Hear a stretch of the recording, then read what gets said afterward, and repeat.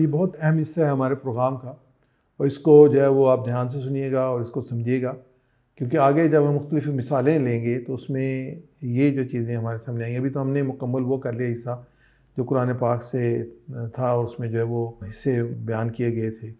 اب آگے جو ہے وہ تفصیل آتی ہے میراث کی، اور اس میں جو ہے وہ مختلف قسم ایک پورا کنبہ ہے. اس کنبے کے اندر جو ہے وہ کچھ تو ہیں جن کے حصے اللہ تعالیٰ نے قرآن پاک میں بیان کر دیے گئے ہیں، لیکن سب کے حصے بیان نہیں کیے گئے. جیسے بھائی کا حصہ بیان نہیں کیا گیا، جو چچا ہیں ان کے حصے بیان نہیں کیے گئے، پوتے جو ان کے حصے بیان نہیں کیے گئے. اب یہ جو وجہ ہے یہ سارے خاندان کا حصہ ہیں. تو جو مفسرین ہیں اور جو محدثین ہیں، جو مفتی صاحبان ہیں، انہوں نے اس پہ کام کیا، اور نبی صلی اللہ علیہ وسلم کے زمانے سے یہ کام شروع ہے. اس میں عربی کی بے شمار کتابیں ہیں جو کہ وراثت میں لکھی ہیں، اردو میں بھی ہیں، جیسے میں نے آپ کے سامنے انٹروڈیوس کی تھی تقسیم میراث سید شوکت علی صاحب کی، جس کو میں نے بنیاد بنایا تھا اپنے اس پروگرام کی، ابھی بھی وہی ہے. تو اس میں ہم دیکھتے ہیں کہ میراث کی جو ہے وہ قسمیں تین قسمیں ہیں ان کی.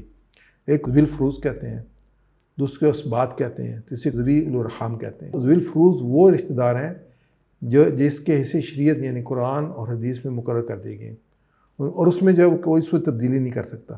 اور ان کو اگر یہ زندہ ہوں گے تو ان کو ہر صورت میں جو ہے وراثت ملے گی. ذی الفروض میں جو ہے جو مرد حضرات آتے ہیں، اس میں باپ آتا ہے، اس میں دادا آتا ہے، اس میں ماں شریک بھائی آتا ہے، اس میں شوہر آتا ہے. یہ چار مرد اس میں آتے ہیں.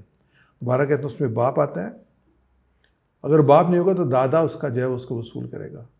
اس کے علاوہ ماں شریک بھائی آتا ہے، اس کو خیافی کہتے ہیں عربی اس میں اصطلاح میں، خیافی یا ماں شریک بھائی. اور شوہر آتا ہے. اس میں 8 عورتیں آتی ہیں. اس میں بیٹی آتی ہے، پوتی آتی ہے، سگی بہن یعنی باپ اور ماں دونوں کی طرف سے، الاتی یا ستیلی بہن جو باپ شریک بہن ہو، یعنی جس کی ماں مختلف ہے لیکن باپ ایک ہو، وہ ستیلی بہن ہوگی. اور خیافی بہن ماں شریک بہن، باپ مختلف ہیں لیکن ماں کی طرف سے جو وہ بہن ہے تو یہ ماں شریک بہن کہیں گے. اور چھٹی جو وہ ماں ہے، اور پھر دادی ہے، اور پھر بیوی ہے. جیسے اوپر باپ، دادا اور شوہر آیا تھا، یہاں پہ ماں، دادی اور بیوی ہے. جیسے وہاں پہ بھائی آیا تھا جو کہ ماں شریک بھائی تھا، یہاں پہ بہنیں تینوں قسم کی آئی ہیں. سگی بہن بھی آئی ہے، ستیلی بہن جو کہ باپ شریک بہن ہے وہ بھی آئی ہے، اور خیافی جو کہ ماں شریک بہن ہے وہ بھی آئی ہے. تو یہ 4 مرد ہیں اور 8 عورتیں ہیں. تو ان کو ذی الفروض نسبی کہا جاتا ہے. اب ذی الفروض سببی جو ہیں، ان میں سے 2 جو ہیں وہ ذی الفروض سببی میں ہیں، جو میاں اور بیوی، کیونکہ ان کا جو رشتہ قائم ہوتا ہے یہ نکاح کی وجہ سے قائم ہوا ہے، یہ اس نسب کی وجہ سے قائم نہیں، ان کو سببی کہتے ہیں. اچھا، جو اس میں مستقل ہر صورت میں جن کو ملتا ہے جب متوفی کے وقت وہ زندہ ہوں، تو وہ 5 ہیں. باپ کو لازمی حصہ ملتا ہے، ماں کو ملتا ہے، بیٹے کو ملتا ہے، بیٹی کو ملتا ہے، یا اگر خاوند فوت ہو جائے تو بیوی کو ملتا ہے، اگر بیوی فوت ہو جائے تو خاوند کو ملتا ہے. یہ 5 ہیں: باپ، ماں، بیٹا، بیٹی اور جو ہے وہ بیوی یا خاوند. تو یہ جو ہے مستقل ہے، ان کو کہتے ہیں مستقل وارث، یعنی کہ ان کو ہر صورت میں ملے گا. اب جب ترکہ ذی الفروض سے ترکہ تقسیم ہونے کے بعد جو بچ جاتا ہے تو اس کا جو حق ہے، جو رشتہ دار مرد ہے جو قریبی ترین ہے تو اس کی طرف جائے گا. کئی دفعہ باپ جو ہے وہ ذی الفروض کی وجہ سے جو ہے وہ پہلے حصہ بھی لیتا ہے، اور پھر اس کے بعد جو بچ جاتا ہے وہ بھی پھر اس کو کہتے ہیں کہ اسباب میں شامل ہو گئے. تو انشاءاللہ اس کو بھی میں آپ کے سامنے رکھوں گا، کیونکہ ہمارے سامنے سورہ نساء کی آیت مبارکہ ہمیشہ رہنی چاہیے. للرجال نصیب مما ترک الوالدان والاقربون وللنساء نصیب مما ترک الوالدان والاقربون مما قل منہ او کثر نصیبا مفروضا. مردوں کے لیے اس مال میں حصہ ہے جو ماں باپ اور قریبی رشتہ داروں نے چھوڑا، اور عورتوں کے لیے بھی اس مال میں حصہ ہے جو ماں باپ اور قریبی رشتہ داروں نے چھوڑا، خواہ تھوڑا ہو یا بہت. یہ حصے اللہ کی طرف سے مقرر ہیں، یعنی کہ جو بھی مال ماں باپ نے چھوڑا ہے یا قریبی رشتہ داروں، یہ قریبی رشتہ داروں کی وجہ سے ایک پھر کلاس پیدا ہوتے ہیں جس کے یہاں پہ جو حصے بیان نہیں کیے گئے. ذی الفروض کے حصے بیان کر دیے گئے، میں نے آپ کو 5 بتائے کہ ان کو تو ہر صورت میں جو ہے وہ ملے گا، اپنا وراثت میں حصہ ملے گا اگر وہ جو میت ہے اس کے ہوتے ہوئے جو وہ زندہ ہیں. تو یہاں پہ جو ہے یہ والاقربون جو آیا ہے، اس میں مطلب کچھ ایسے بھی ہیں جن کو جو ہے وہ وراثت میں حصہ ملے گا. تو اس میں جو وراثت ہے اس کے اقربون کی وجہ سے ایک صرف یہ نہیں ہے کہ بندہ ایک غریب ہو اور اس کو جو ہے وہ وراثت دی جائے، نہیں، اس کے لیے اقرب ہونا ضروری ہے۔ اگر اقرب موجود ہے تو جو اس کے بعد والے ہیں بعید ہیں وہ محروم ہو جاتے ہیں، ان کو نہیں دیا جاتا، اقرب جو ہے وہ لے جاتا ہے۔ تو اولاد کے ساتھ جو ہے وہ ماں باپ یا بیوی وغیرہ اقرب ہیں۔ ایسے مال وراثت کی تقسیم کا معیار سے نہیں، ضرورت کے معیار سے نہیں، بلکہ قرابت کے معیار سے دیا جائے گا۔ تو میں نے آپ کے سامنے ذوی الفروض بیان کر دیے۔ اب ہم اسبات اور ان کی قسمیں لیتے ہیں۔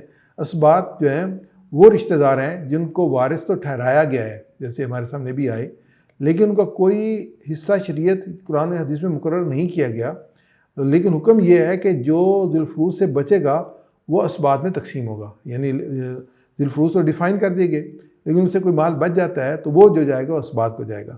تو اسبات جو ہے اس میں جیسے میں نے کہا کہ اس میں ایک تو نسبی ہیں، نسب کے حصے سے وہ جو میت کے ددیالی عزیز ہیں یا میت کے درمیان رشتے میں کسی عورت کا واسطہ نہیں آتا، جیسے عورتیں ہیں، مرد ہیں جس میں باپ ہے، دادا ہے، پوتا ہے، بھائی ہے، بھتیجا ہے، چچا ہے، تو یہ نسبی جو ہیں وہ اس کے اسبہ ہیں۔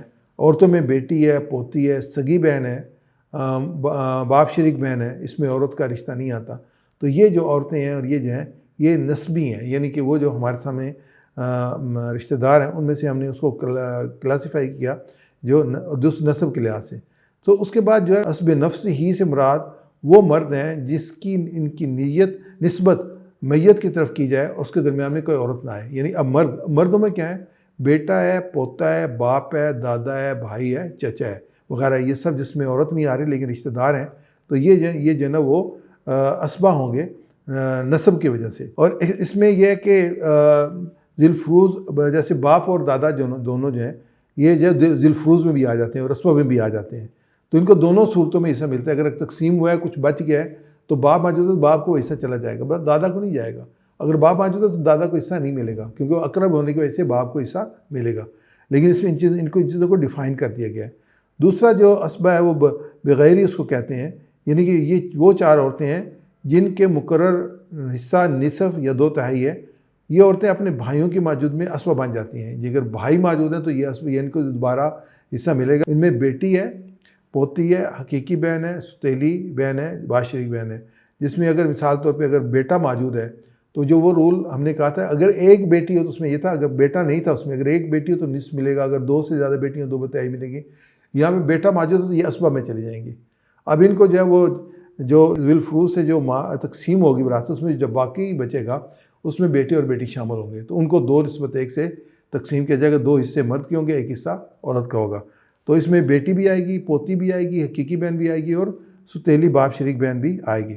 اس کے بعد جو تیسرا ہے اسبہ جو ہے وہ ماں غیر ہی ہے، یعنی کہ جو ہے وہ عورت ہے جو دوسری عورتوں کے ساتھ مل کر اسبہ، حقیقی بہن یا باپ شریک بہن بیٹی کی ہوتے ہوئے اسبہ بن جاتی ہیں۔ یعنی بیٹی موجود ہے اور بیٹا موجود نہیں ہے تو حقیقی بہن جو ہے وہ اسبہ بن جائے گی، بشرطے کہ ان کے بھائی نہ ہو۔ اگر بھائی ہوں گے تو پھر یہ اسبہ نہیں بنیں گے، ان کو کچھ نہیں ملے گا، بھائی کو ملے گا۔ اس کے بعد جو چوتھی ہے اسبہ سببی ہے، کس سبب کی وجہ سے، جیسے ایک شخص ہے اس کے پاس ایک غلام تھا، اس نے غلام کو آزاد کر دیا، غلام مر گیا، شخص آزاد کرنے والا ہے وہ جو اس کا آقا ہے جس نے اس کو آزاد کیا تھا وہ اس کے میراث کا مستحق ہو گیا، کیونکہ اور اس کا کوئی وہ ہے نہیں رشتہ دار غلام کا، تو جو ہے یہ خیر کیونکہ اب سوسائٹی میں ایگزسٹ نہیں کرتا، اس کو ہم زیادہ اس پہ فوکس نہیں کریں گے، لیکن باقی میں فوکس کریں گے۔ اس میں ہمیں قرآن پاک کی آیت مبارکہ سورہ انفال کی ملتی ہے، وَالْأَرْحَامِ بَعْضُهُمْ أَوْلَىٰ بَعْضٍ فِي كِتَابِ اللَّهِ إِنَّ اللَّهَ بِكُلِّ شَيْءٍ عَلِيمٌ، مگر اللہ کی کتاب میں خون کے رشتہ دار، ارحام کے رحم کے رشتہ دار ایک دوسرے کے زیادہ حقدار ہیں، یقیناً اللہ تعالیٰ ہر چیز کو جانتا ہے۔ تو یہ ذوی الارحام جو ہے ان کو ہم ڈیفائن کرتے ہیں، وہ کون سے ہیں جن کے بارے میں اس آیت مبارکہ میں اللہ تعالیٰ نے کہا ہے کہ وہ ایک دوسرے سے زیادہ حقدار ہیں۔ یہ سارے ددیالی اور ننہالی رشتہ دار ہیں جو ذی الفروض یا اسبہ نہ ہوں، یعنی ہم نے پہلے ذی الفروض کو کہا کہ ان کا حصہ ملے گا اور ان کے بعد جو بچے گا تو وہ اسبہ کو حصہ ملے گا۔ اب وہاں پہ ذی الفروض بھی نہیں ہے اور اسبہ بھی نہیں ہے، یہ دونوں ایگزسٹ نہیں کرتے، رشتہ دار ہیں ہی نہیں۔ اب کن کو جائے گا؟ تو یہ جو ہے میت کے جو ذوی الارحام ہیں، اب یہ وراثت جو ان کو چلی جائے گی۔ تو ذی الارحام کون سے ہیں؟ یہ رشتہ دار ہیں جو ذی الفروض اور اسبہ نہیں ہیں اور میت میں ان کے درمیان عورت کے واسطے سے رشتہ ہو یا خود عورت ہو، یعنی کہ اب ان کا رشتہ وہاں پہ اوپر جو تھا وہ عورت کے واسطے سے رشتہ نہیں تھا، اب یہاں پہ ذی الارحام میں عورت رحم جو ہے وہ عورت کے اس کو وہ کہتے ہیں جب بچہ بڑا ہوتا پیدا ہوتا ہے جہاں بچے کی پرورش ہوتی ہے شروع میں، اس کو رحم کر، اس کے رشتے جو ہیں، تو اس میں عورت کا ہے، اس میں یہ نانا ہے، نواسا ہے، نواسی ہے، ماموں ہیں، خالہ ہیں، پھوپھی ہیں، یہ ساری کے سارے جو ہیں کہ ان کے میں عورت کا رشتہ آتا ہے. جیسے ماموں ماں کا بھائی ہوتا ہے، ماں کی وجہ سے رشتہ ہوتا ہے، رشتہ جو بنتا ہے. تو جو اس طریقے سے نانا جو ہے ماں کا باپ ہوتا ہے، تو اس کی وجہ سے یہ رشتہ بنتا ہے ماں کی وجہ سے. تو یہ جو خالہ ماں کی بہن ہوتی ہے. تو یہ جو رشتہ دار ہیں یہ جو ہے اولی الارحام ہیں. تو اللہ تعالیٰ نے فرمایا کہ اللہ کی کتاب میں خون کے رشتہ دار ایک دوسرے سے زیادہ حقدار ہیں. لیکن ان کو ترکہ کس میں ملے گا؟ جب ذوالفروض بھی نہیں ہوں گے، اسبات بھی نہیں ہوں گے، کوئی موجود ہو یعنی زندہ نہ ہو، یا صرف بیوی یا شوہر اور ذوی الارحام ہو، تو پھر یہ جو ذوی الارحام ہیں وہ بھی جو حصہ ڈالتے ہیں. الحمدللہ ہم نے جو ہے وہ سورہ نساء کی آیت نمبر 11 اور آیت نمبر 12 جس میں کہ وہ رسا کے وراثت کی تقسیم کے بارے میں اللہ تعالیٰ نے ان کے حصے جو مقرر کیے ہیں وہ ہم نے پڑھ لیا، سمجھ لیا. اس کے علاوہ ہم نے جو ورثاء کی قسمیں ہیں اس کو بھی دیکھ لی، ذوی الفروض، اسبات، ذوی الارحام.